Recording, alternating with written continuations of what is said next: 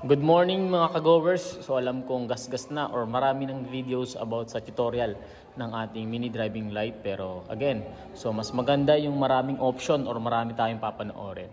So today ang gagawin natin is yan, i-share ko sa inyo itong mini driving light wiring diagram kung paano ba ini-install ang ating mini driving light. So kitang-kita naman at klarong-klaro dito sa ating diagram. So explain lang natin. Bali ang mini driving light pala na gamit natin dito is yung tatlong wire. So, usually naman, kapag tayo ay bumili ng mini driving light, ang kulay nun is black, red, and yellow. So, depende na lang. So, iti-test nyo na lang kung sakali. So, usually, yung black is sa ground, at yung red is yung kulay puti, at yung yellow is yung kulay dilaw din na ilaw. So, mamimili na lang kayo dyan kung alin dyan ang gagamitin yung high and low. So, meron tayo dito tatlong wire. So, pinagdugtong na natin yung kanilang wire. So, yung isa sa ground, yan. At yung dalawa naman is depende na kung saan ang high or sa low natin dito. Then, syempre kailangan natin or meron tayong relay. So, ang relay naman natin may number 30, 85, 86, then yung ating 87. So, ito ay trigger. 85, 86 kahit magkabaliktad. 30 sa ating source and yung 87 sa load. Kahit magkabaliktad yan pero mas maganda ganito ang setup natin. Then ito naman yung ating toggle switch para sa switch ng ating mini driving light para makapag-switch tayo ng high and low. So merong tatlong wire dyan.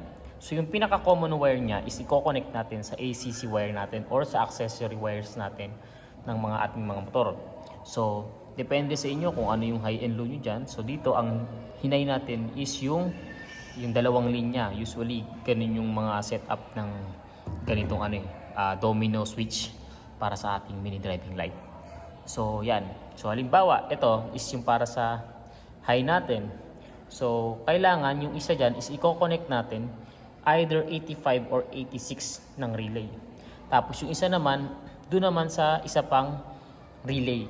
Either 85 or 86 yan.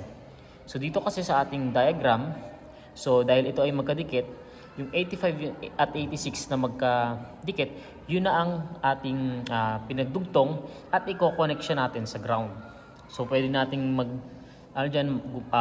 magkabit ng wire tapos ito ipagsama tong dalawang to. Diretso sa body ground or rekta nyo na sa negative ng ating battery. Ngayon dahil sa ito yung ating high, halimbawa itong relay na to is para sa high natin. So, anong gusto mong kulay ng ating mini driving light ang ihahay mo? Doon mo siya i-connect. Halimbawa, ito ay dilaw or white halimbawa.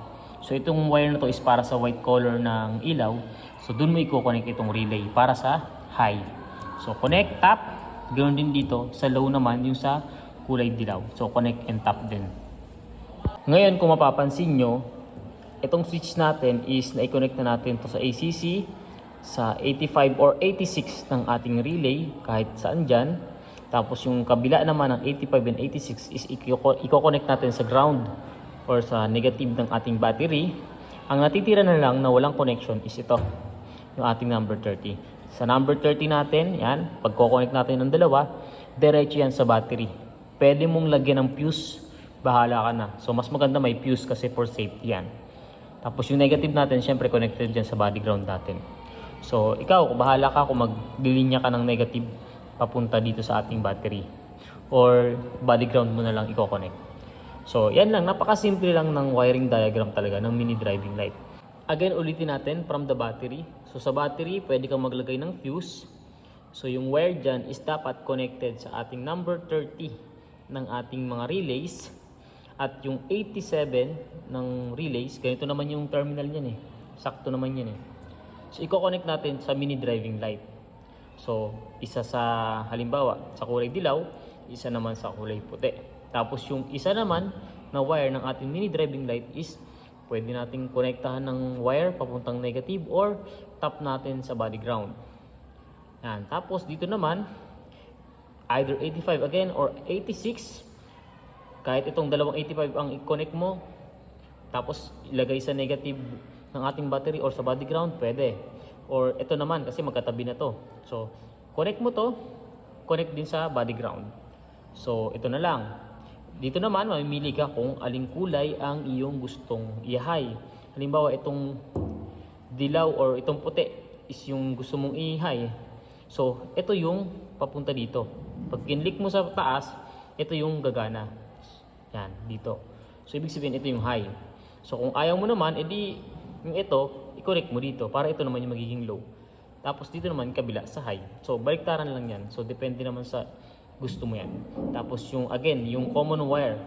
Itong switch isa, accessory wire natin. Paano ba malaman yung common wire? Meron tayong video din dyan. So, scroll down nyo na lang din.